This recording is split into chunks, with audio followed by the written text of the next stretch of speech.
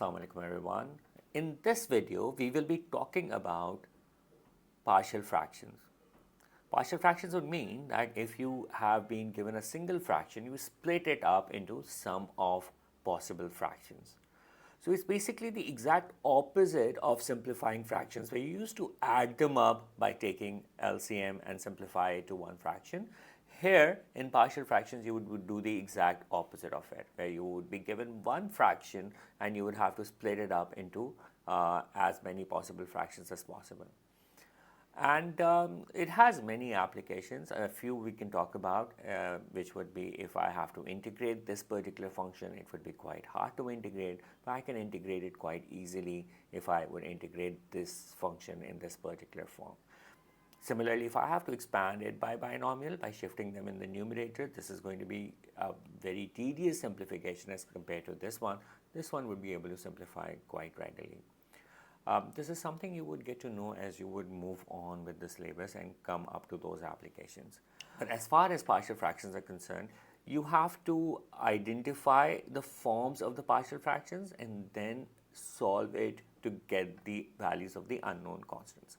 So you have different situations and you have to analyze that situation and you have to suppose the form of the partial fractions in that situation.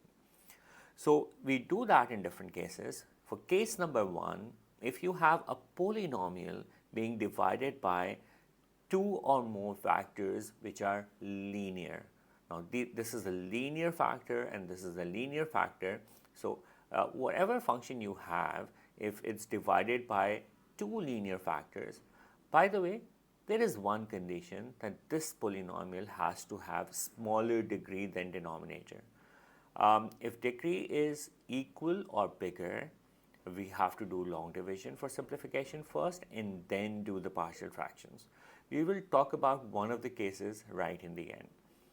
But if you have any function whose degree is lesser divided by a linear factor, or maybe even another linear factor, then you would suppose it to be equal to a constant divided by that linear factor plus another constant divided by that linear factor. So let's have a look at an example for this kind of situation. Like for instance, I have to split x upon x minus 1 times x plus 2 into partial fraction. I perform a small check to see if this degree, which is 1, is smaller than this degree, which is 2. So I have a go ahead. Now I will suppose the partial fractions. Now what will I suppose as the partial fractions? Some constant, it doesn't matter what you name them. So I will suppose a divided by x minus 1 and plus some constant, let's say b, divided by x plus 2. And then once you have identified the form of the partial fraction, then you will simplify it and you have to find out the values of a and b by considering this as an identity. So we have different ways or different approaches of doing that and we need to know all of them. So a first method is by comparing coefficients.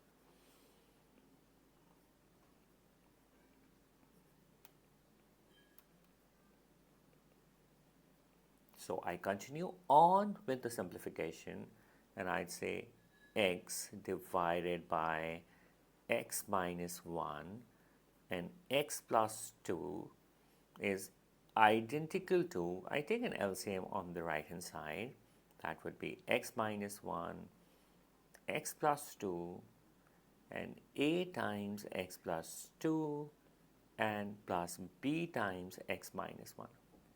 It's an identity and we are not supposed to be cancelling things out on the other sides of the identity, but if I know that this thing is exactly identical to this thing, that means the numerators must be identical as well. So I can proceed on by saying x is equal to, or x is identical to a times x plus 2 plus b times x minus 1. So I will simplify it and this will be x is identical to ax plus 2a plus bx minus b, and x is identical to a plus b x plus 2a minus b. And once I reach this particular point, I would be able to compare the coefficients. So after comparing coefficients, I would be able to say that a plus b is equal to 1 and 2a minus b is equal to 0. And once I do recognize these two equations, I can solve these two equations simultaneously to get the values of a and b. Like here, if I'd say this is equation 1 and this is equation 2, and I do equation 1 plus equation 2, then that would be elimination. B gets eliminated and I get 3a is equal to 1 and a is equal to 1 upon 3. Similarly, if I put this value of a in equation number 1, so I'd say 1 upon 3 plus b is equal to 1 and b is equal to 1 minus 1 upon 3 and hence b is equal to 2 upon 3. I've gotten myself the partial fractions. So I'd go back to the original form which I had supposed right in the beginning, and I will substitute the values of a and b. So this is going to become 1 upon 3 divided by x minus 1 plus 2 upon 3 divided by x plus 2, which you can also rewrite as 1 over 3 times x minus 1 plus 2 upon 3 times x plus 2. And this is expressed in the form of partial fractions. Now, if you pick your set of equations from this particular point that you had over here, you have an alternate way as well, and that alternate way would be by substituting suitable value of x, which means I would see what value, because this is an identity, and identity means it is true for all possible values of x. I will see what value of x do I substitute so that this will become 0.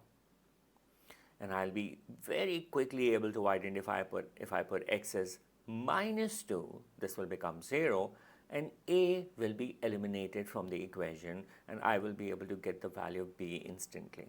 So this is a shorter method, not applicable in all situations, but this works really well where you can use it. So I substitute x is equal to minus 2, so it becomes, the identity becomes minus 2 is equal to, I put x is equal to minus 2 here, this becomes 0, and I put minus 2 over here as well. So this is going to become b times minus 2 minus 1, and hence b must be equal to 2 upon 3. See how quickly you get the value of b over here, and similarly you would identify what value of x would make this part become 0, and you would recognize that if you put x as 1, this will become equal to 0. So similarly, you can put x is equal to 1, and then this is going to become 1 is equal to a times 1 plus 2, and hence a must be equal to 1 upon 3. So you are getting the same values of a and b, but with slightly shorter working. That is one way you can achieve it. Now, the other possible way that you can do, and that particular method is something that is basically just the shorter version of the second method that I have told you, and that method is called cover-up method. Now, if you want to achieve the same thing and you want to do it by cover-up method, what you're going to do is that you will see, if you are looking to find out the value of a, you will see that what value of x makes its denominator 0. and you will recognize that that would be x is equal to 1. So to find the value of a, what you would do is that you'd cover the denominator of a from the right hand side and put the value of x in the remaining part on the left hand side. So that will be equal to minus 1. I'm sorry, since we decided x should be equal to 1, so we're going to put a is equal to 1 divided by 1 plus 2, and I will again very quickly get the value of a as 1 upon 3. And similarly, if I want to find out the value of b over here, so instead of covering the denominator of a, I will cover the denominator of b.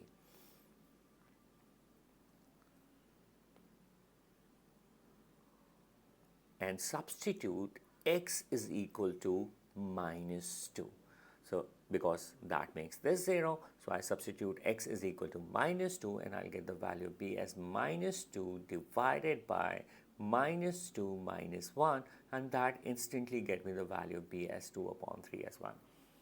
So the second and the third method that I have told you would not effectively work in all situations, but they are very shorter working. But the method 1 that I told you, which is a slightly longer method, is going to work in all situations.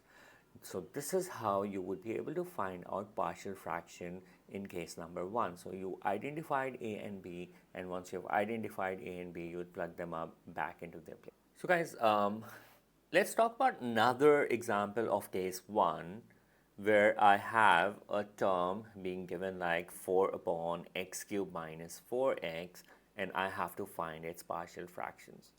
First thing, I cannot find partial fractions till I have factors in the denominator. So I have to factorize it as much as possible. So first thing that I'm going to do over here is that I'm going to take x common, and this is going to become x squared minus 4. Still, this can be factorized more, because x squared minus 4, we can apply a formula a squared minus b squared. So this is going to become 4 divided by x, x minus 2, and x plus 2.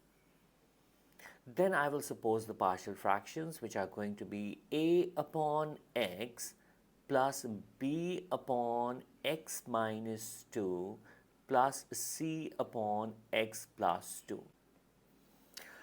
So after supposing the partial fractions, what I could do is that I can easily, quickly find out the values of a and b and c by using the cover-up method over here. So first of all, if I have to find the value of a, I'm going to put x as 0 by covering this up on the left hand side. So I will say that the value of a would be equal to 4 divided by 0 minus 2 and 0 plus 2. So this is going to be a equals 4 divided by minus 4, and I will get the value of a as minus 1. Similarly, guys, if I have to find the value of b, I will put x is equal to 2, and I'm going to put x is equal to 2 by covering this part of the denominator on the left hand side. So I will say b is equal to 4 divided by 2 times 2 plus 2, and that would be b is equal to half. I instantly get the value of b over here as well, and similarly I move on to get the value of c. And to find the value of c, first of all, I realize I have to put x as minus 2, and I have to put x as minus 2 by covering this up. So I'll get the value of c as 4 divided by minus 2 and minus 2 minus 2. So that would be c is equal to 4 divided by minus 2 times minus 4, and this is also coming out to be 1 over 2.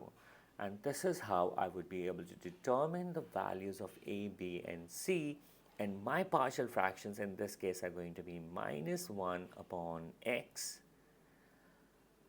plus 1 upon 2 divided by x minus 2 plus 1 upon 2 divided by x plus 2.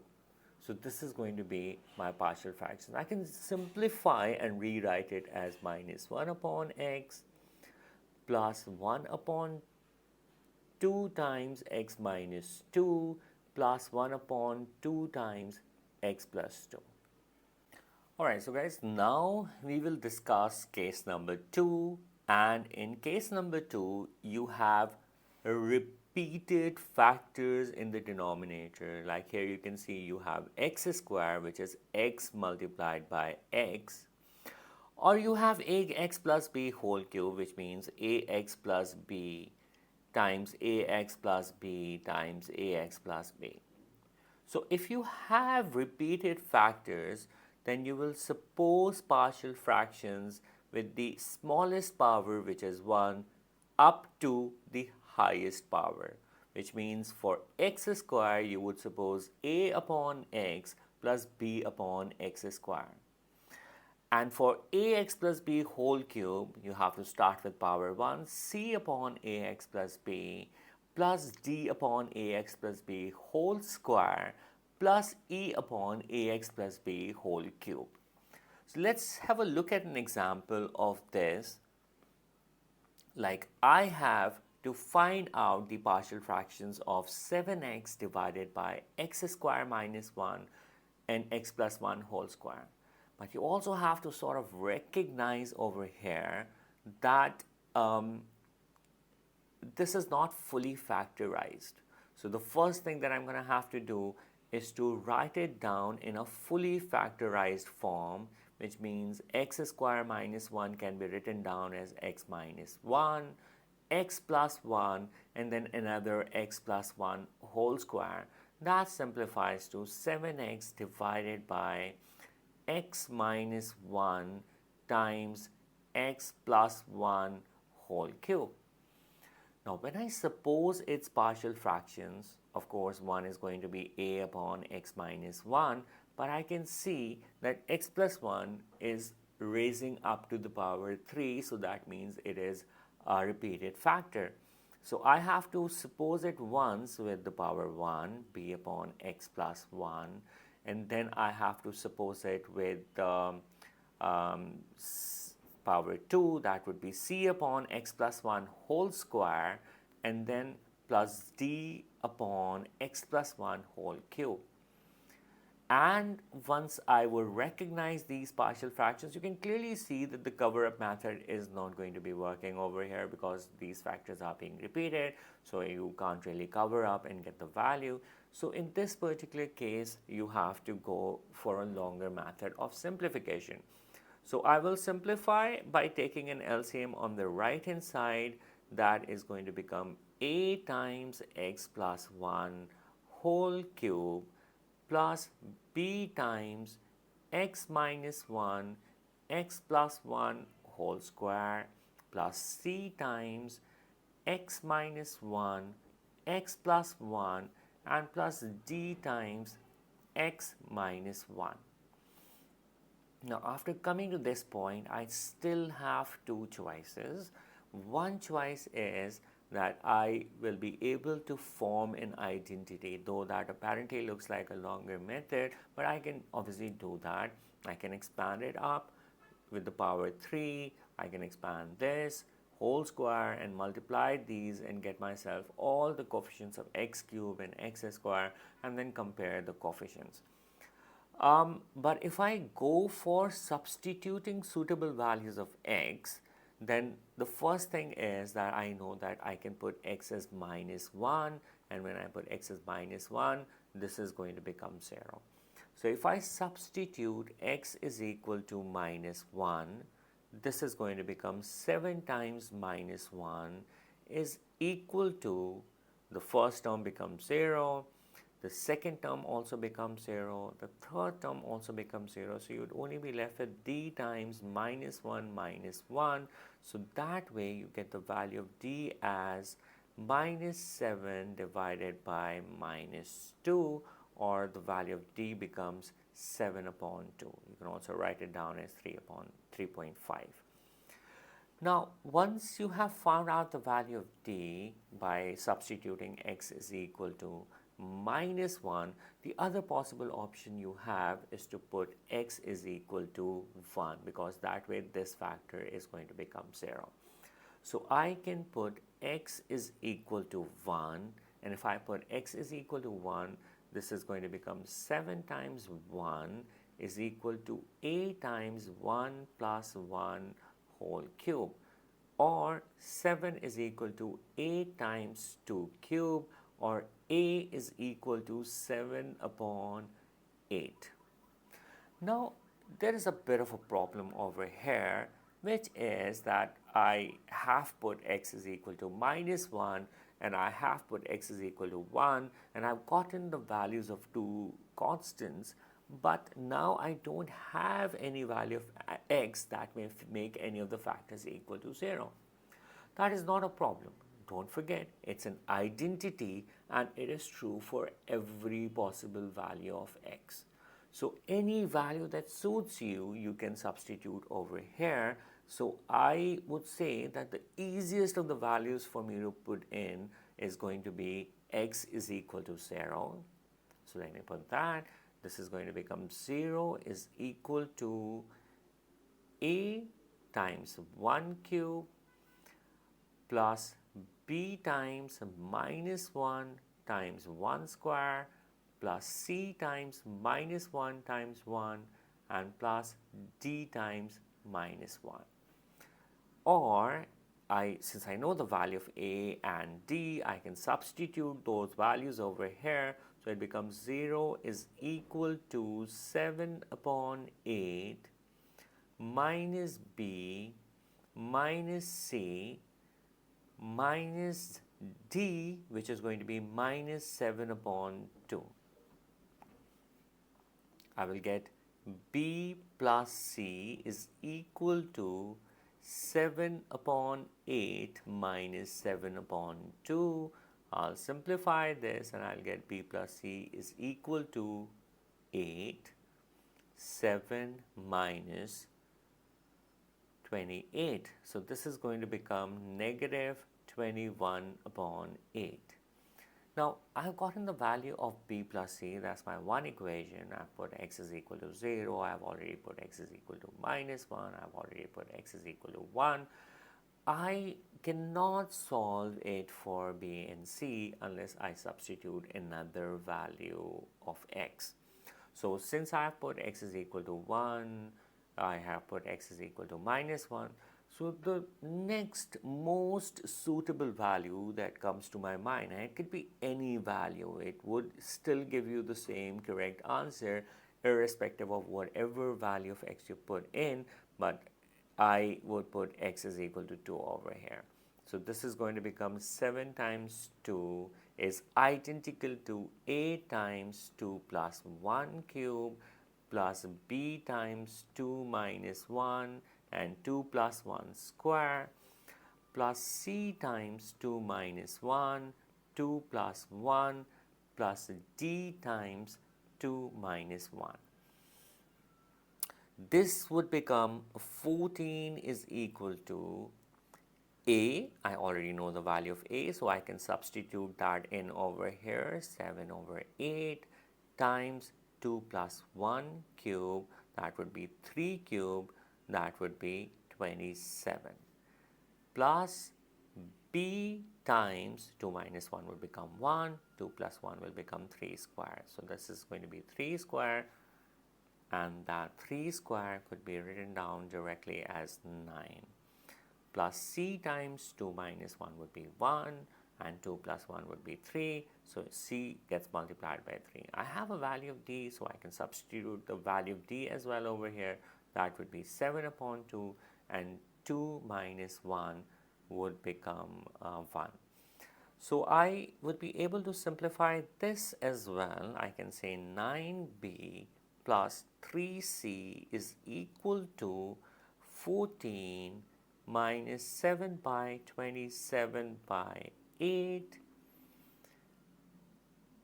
minus 7 by 2.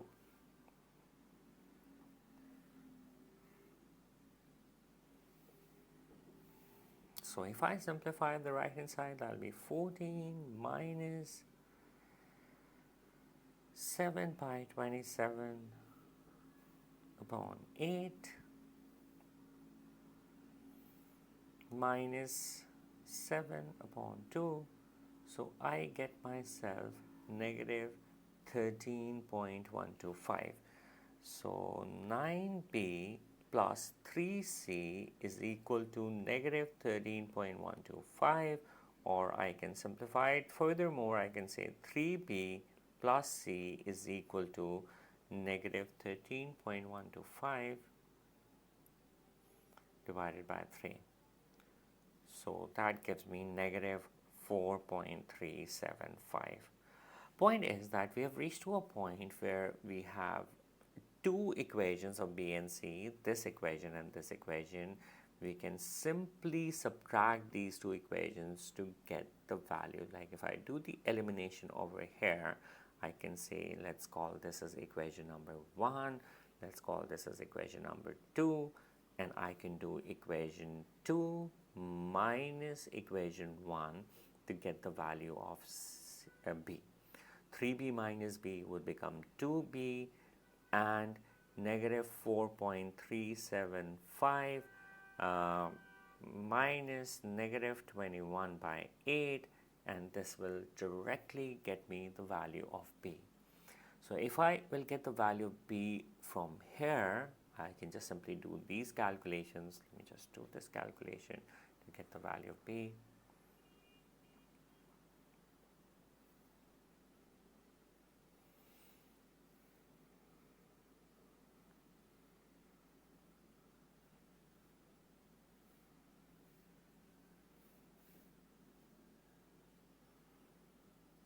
So I'm getting the value of b as negative 0.875, and once I get the value of b, I can easily get the value of c as well. Let's say I choose equation 2 to get the value of c. That would be c is equal to negative 4.375 minus 3 times b, which is negative 0.875. Let me put this down in the calculator as well. Negative 4.375 minus 3 times bracket negative 0.875. So if I do this, I will get the value of c as well. That's coming out to be negative 1.75. So once I have the values of a, b, and c, I would be able to plug a, b, c, and d. I would be able to plug these back in. So these are the partial fractions that I had supposed. In place of a, I'm going to write down, in place of a, I'm going to write down 7 by 8. In place of b, I can write down negative 0.875. In place of c, I can write down negative 1.75. And in place of d, I can write down 7 upon 2 or 3.5. So once I plug these back in, I would have gotten myself the partial fractions of this original fraction. So guys, next up we're going to talk about the third possible case of partial fractions where we have a quadratic denominator. So if you have to simplify partial fractions where you have a quadratic denominator, then in that case, you just have to make sure that for every quadratic factor, there has to be a linear 1-degree numerator. So if you have a quadratic denominator here, for that, instead of supposing a constant in the numerator, you'd suppose a linear numerator that is of the form ax plus b, and similarly for this one, you would suppose it to be cx plus d. To understand it more clearly, let's talk about an example of this where you have to find out the partial fractions of 3 upon x to the power 4 minus 1. Again, you must recognize that this is not the form to start working with. So I need to first of all factorize the denominator. I will write this down as x squared to the power 2 minus 1 square. So this becomes 3 upon x squared minus 1 and x squared plus 1. After coming to this form, you would again realize that this is also not a most simplified factor. So you'd simplify it furthermore and you'd realize that 3 upon x squared minus 1 could be factorized as x minus 1, x plus 1, and x squared plus 1 is basically the most simplified form. You can't factorize it furthermore. So now I can suppose its partial fractions, which are going to be a upon x minus 1 plus b upon x plus 1. Now, what's different is that since now x squared plus 1 is a quadratic factor, so for that you have to suppose cx plus d divided by x squared plus 1. Now, the next part is that I'm going to have to simplify the fractions on the right hand side by taking LCM. So this is going to be 3 is identical to a times x plus 1 x squared plus 1 plus b times x minus 1 x squared plus 1 plus cx plus d times x squared minus 1. Now, after getting to this particular form, I still have two choices to make. Either I can form a set of simultaneous equations and get myself the values of a, b, c, and d, or I can plug in some suitable values of x. Like for instance, if I put x is equal to minus 1, that means 3 would be equal to the first term becomes 0, and b times minus 2 and plus 2, and cx plus d becomes minus c plus d, and since I put x as minus 1, so this will become also 0, so I don't need to write this term down, and that way I will instantly get the value of b, which is going to be minus 3 upon 4. Similarly, I can put x is equal to 1, and once I put x is equal to 1, I would be able to write 3 is equal to a times 1 plus 1 becomes 2, and 1 square plus 1 also becomes 2, and if I put x is equal to 1 over here, this becomes 0. If I put x is equal to 1 over here, this also becomes 0. So that means I would again get the value of a as 3 upon 4 instantly. Now, I have exhausted all the factors which I could equate to 0. I can't ever make x squared plus 1 0. So that means now I'm going to plug in any value that suits me the most. Like for instance, I can put x is equal to 0. And if I put x is equal to 0, this is going to become 3 is equal to a minus b plus d times minus 1. So if I put the value of a and b that I've already gotten, which would be minus 3 upon 4, a is 3 upon 4, minus b is minus 3 upon 4, and minus d. So this is going to become 3 is equal to 3 upon 4 plus 3 upon 4 becomes 6 upon 4 minus d. Point is that I would be able to get the value of d from here, which would be d is equal to 3 upon 2, which is 1.5 minus 3, that would be negative 1.5. Now this puts me in a very simpler situation because, as I said, I have put 1, minus 1, 0. I can put any other value of x. So now I'm going to choose to put x as 2. And when I put x as 2, 3 is equal to, and while I'm putting x as 2, I can also put in the values of a, b, and d. So 3 upon 4, 2 plus 1 becomes 3, 2 square plus 1 becomes 5. Then minus 3 upon 4 in place of b, x minus 1 becomes 2 minus 1, which will be 1. X square plus 1 would become 4 plus 1, that would be 5, plus cx plus d would be c times 2 plus d, which would be minus 1.5, and then x square minus 1, that would be 4 minus 1. So if you look at this particular equation, you know almost everything over here except the value of c. You can easily find that out.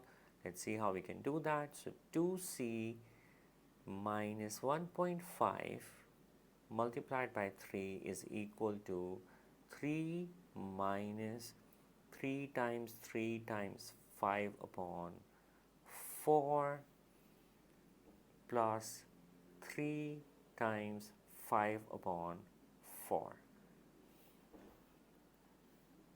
Let me calculate that using a calculator.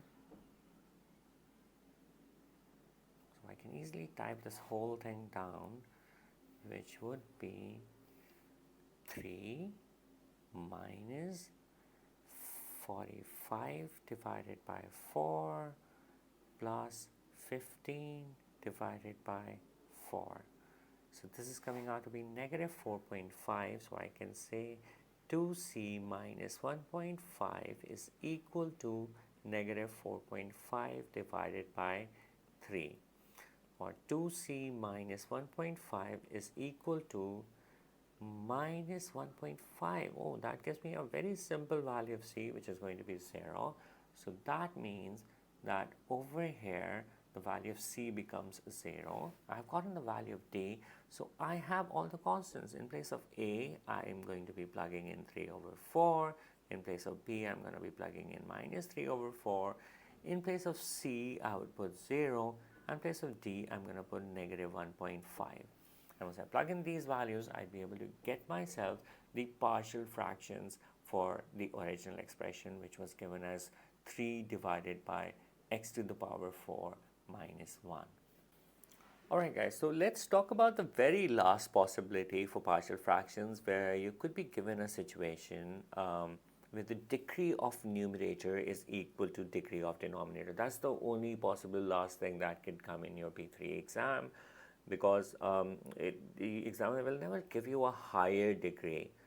Just telling you that if you ever have a situation where you have a degree of a numerator higher, then first you have to perform the process of long division, and then you have to resolve into partial fractions. Here you have a simple way. All of these forms would still be applicable if both numerator and denominators have equal degrees, except for the fact that you would have to add one extra constant term. So if supposedly you are given a situation where you have to resolve partial fractions, this is basically one of the cases that we have done before. We can see we have a repeated factor over here. We have x plus 1. But one thing that's different about this question is that the degree of the numerator is 3. And if I multiply x squared by x, the degree of denominator is also coming out to be 3. So what do I do in this case? I would take x cubed plus 2 divided by x squared times x plus 1. I would just consider the normal partial fractions, which are going to be a upon x plus b upon x squared, to account for the fact that these are repeated factors, and then plus c divided by x plus 1. The only extra thing that I have to do in this case is that I have to add an extra constant.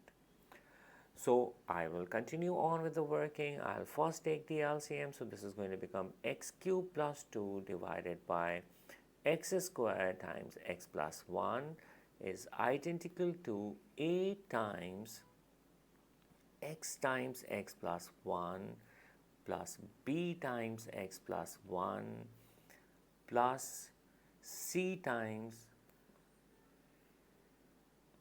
x squared plus d times x squared x plus 1 whole divided by x squared x plus 1. So if I start comparing the numerator, let me just write this down once again, or maybe I don't even need to write this denominator down, because I know that eventually I would have to compare just the numerators. So if I just start comparing the numerators, I can say if I substitute suitable values of x, I can substitute x is equal to 0. And if I put x is equal to 0, 2 becomes equal to, this is 0, this is 0, and this is also 0. So 2 just directly it becomes equal to b times 1, or b is equal to 2. Likewise, if I put x is equal to minus 1, so this is going to become minus 1 plus 2.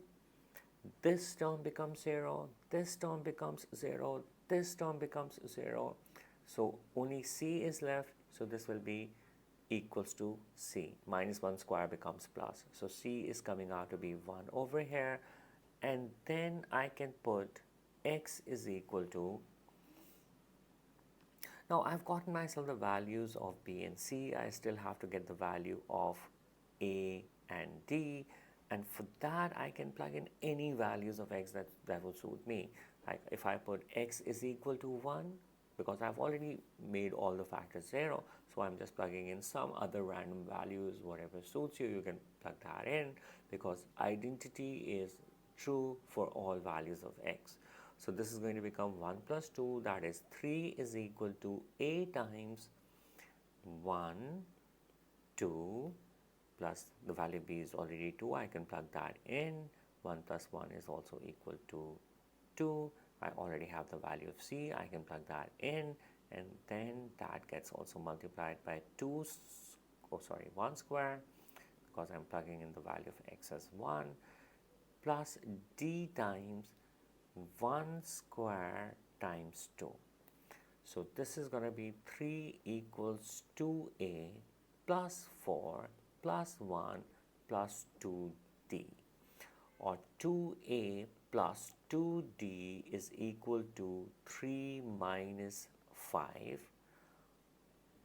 2a plus 2d is equal to minus 2, and a plus d is equal to minus 1. So I've gotten one equation for myself, and then I can plug in any other value of x. So if I would choose to put x as 2, this identity is going to become 8 plus 2 is equal to a times 2 times 3 plus b times 2 plus 1, which is 3, plus c times 2 square, which is 4, plus d. By the way, I can put in the values of b and c, so let me just plug those in. B is 2, c is 1. That will just shorten my working, plus d times, I'm plugging in x as 2, so that would be 2 square, which is 4, times 2 plus 1, that will be 3. So this gets me another equation, and let me just simplify this. 8 plus 2 is 10, minus 6 minus 4 equals 6a plus 12d. 10 minus 10 becomes equal to 0, and I can also simplify this. So this becomes a plus 2d is equal to 0, or a is equal to minus 2d. Now it's again a simpler equation for me to solve, because I have one equation as a plus d equals minus 1, and I have another equation as a is equal to minus 2d. So I would choose substitution over here. In place of a, I can write minus 2d in equation 1. So equation 1 becomes minus 2d plus d is equal to minus 1, minus d is equal to minus 1, and d is equal to 1. And if d is coming out to be 1, so a is minus 2d, so that's coming out to be minus 2 times 1, that would be minus 2. So I have gotten myself the values of a, b, c, and d. Let me just sort of highlight those for you, so we can see b is coming out to be 2, c is coming out to be 1, d is coming out to be 1, and a is coming out to be minus 2. So once I have all of these values being found out, I can plug in those values, and in this particular case, my partial fraction is coming out to be a upon x, which becomes minus 2 upon x, plus b upon x square.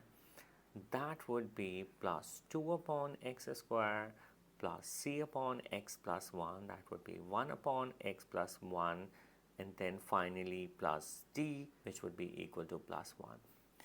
So this is how, guys, we achieve partial fractions. And right now you are not doing the applications, but in the very next video I will be talking about one of the applications. But these partial fractions have a lot of applications which you will keep on exploring as you will do more of math. So guys, if you like the videos and it was a learning experience for you, I would really appreciate if you would give a thumbs up and also subscribe to my channel and share it with your friends. Happy learning. Thank you.